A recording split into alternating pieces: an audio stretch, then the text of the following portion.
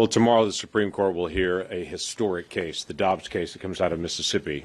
That case strikes at the very heart of the conversation about Roe v. Wade that we've had as a nation for the last 48 years.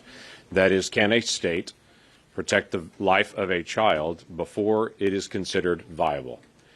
In 1973, when the Roe v. Wade decision was made, they created the viability standard out of whole cloth. There was no standard in law to be able to do that.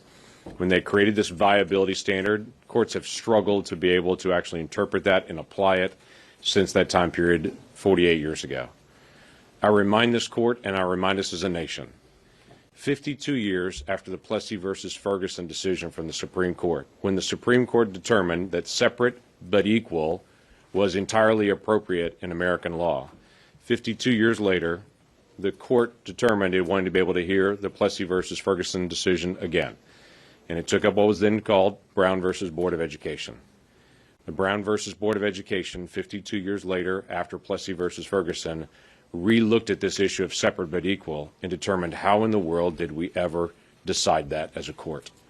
And Plessy versus Ferguson is still recognized today as one of the worst court decisions ever done, 52 years after it was first decided.